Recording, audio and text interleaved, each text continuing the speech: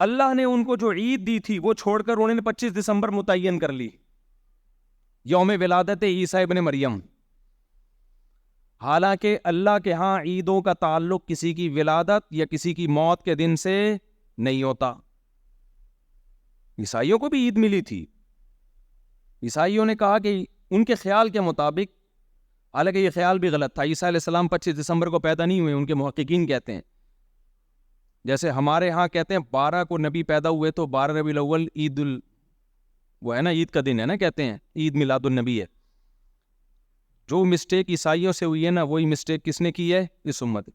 عیسیٰ ابن مریم 25 دسمبر کو پیدا نہیں ہوئے. خود عیسائیوں کے محققین اس کے قائل ہیں کہ یہ آپ کا ڈیٹ آف برتھ نہیں ہے. عیسائیوں نے ایک غلط دن متعین کر کے، ایک گڑبڑ یہ، دوسرا اس کو عید کا دن بنا لیا. جو اصل عید تھی اس کو کیا کر دیا؟ بھول گئے. ہمارے والوں نے بھی کیا کیا ہے؟ 12 ربیع الاول کسی صحیح حدیث سے ثابت نہیں ہے کہ نبی کی پیدائش کا دن ہو، کسی بھی صحیح حدیث سے ثابت نہیں. ہمارے والوں نے ایک تو غلط دن گڑا، پھر اس کو کون سا دن بنا لیا؟ عید کا دن. جبکہ حدیث میں ہمیں کتنی عیدیں ملتی ہیں؟ عید الفطر اور عید الاضحیٰ.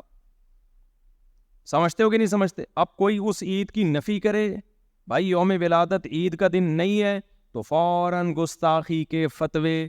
جہاں میں سبھی خوشیاں منا رہے ہیں، وہ کیا ہے؟ استغفر اللہ، نہیں بولنا چاہیے. وہ کیا ہے؟ سوائے ابلیس کے جہاں میں سبھی خوشیاں منا رہے ہیں. کیا مطلب؟ جو نہیں منا رہے وہ سارے کیا ہیں؟